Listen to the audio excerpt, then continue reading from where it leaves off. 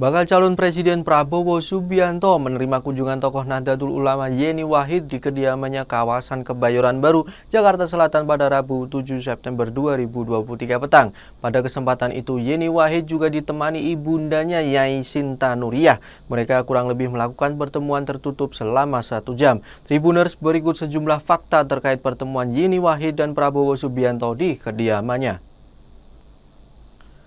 Pertemuan Yeni dengan Prabowo ini sendiri dilakukan tidak lama usai adanya deklarasi pasangan Anies Baswedan dan Muhaimin Iskandar alias Caimin sebagai calon presiden dan wakil presiden di Pilpres 2024. Sudah menjadi rahasia umum Yeni dan Caimin kerap berseberangan jalan. Yeni mengungkapkan Caimin telah mengkudeta ayahnya Abdurrahman Wahid alias Gus Dur sebagai pemimpin Partai Kebangkitan Bangsa.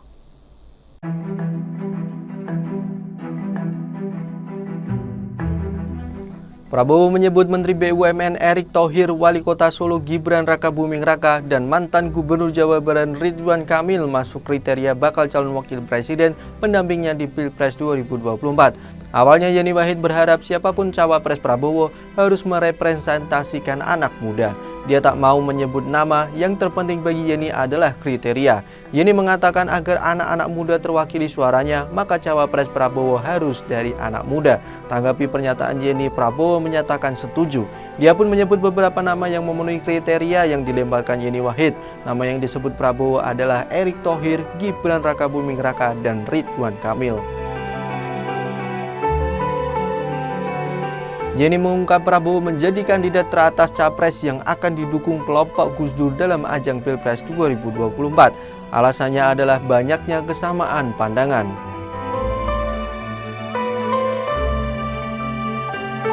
Yeni mengatakan Prabowo memiliki visi yang luar biasa bagi Nahdlatul Ulama. Visi yang dibawa oleh Prabowo adalah kesamaan dengan visi Yeni Wahid. Meski demikian, lanjutnya ia baru mau mempertimbangkan secara rasional.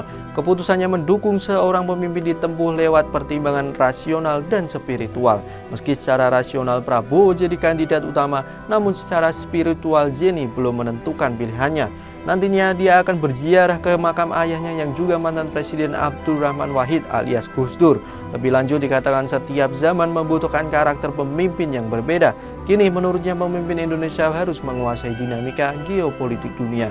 Pasalnya Indonesia sangat rentan menjadi wilayah pertikaian sebab berada di tengah-tengah negara kuat seperti India, Jepang, Australia, dan Amerika Serikat. Yeni menegaskan Prabowo adalah sosok yang memiliki kemampuan tersebut.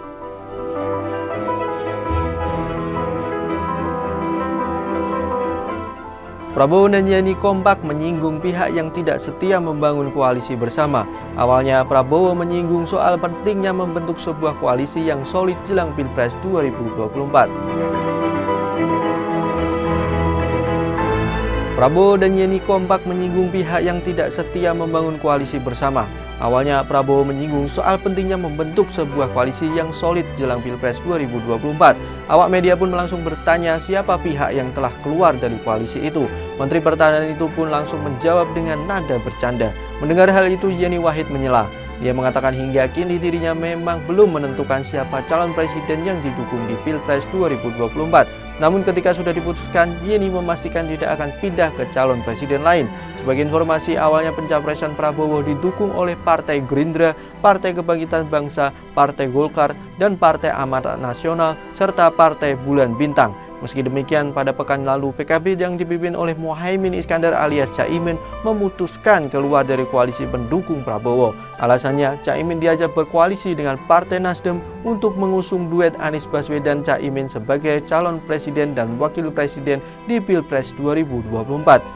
Duet Anies Caimin itu pun resmi dideklarasikan oleh Nasdem dan PKB pada Sabtu 2 September 2023. Prabowo mengaku punya kenangan tersendiri dengan sosok Abdurrahman Wahid alias Gus Dur. Ketua Umum Partai Gerindra ini menilai Gus Dur memiliki pemikiran yang sangat visioner untuk memajukan bangsa dan negara Indonesia.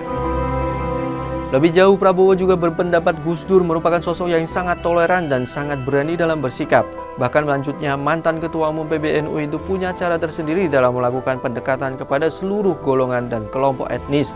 Prabowo juga mengatakan Gus Dur sangat dikenal di dunia internasional. Dia mencontohkan ketika dirinya melakukan tugas negara ke berbagai belahan dunia, nama Gus Dur menjadi salah satu yang paling dikenang oleh para kepala-kepala negara di berbagai dunia. Itulah sederet fakta tentang pertemuan Yeni Wahid dan Prabowo Subianto di kediamannya di kawasan Kebayoran Baru, Jakarta Selatan, Rabu 6 September 2023. Yeni dan Prabowo mengaku saling memiliki kesamaan visi terkait masa depan Indonesia. Bahkan keduanya kompak menyindir Caimin yang tidak solid dalam koalisi menjelang Pilpres. Nantikan fakta-fakta lainnya di media sosial Tribun Jateng dan terima kasih atas kebersamaannya. Ikuti update terbaru dari sosial media Tribun Jateng.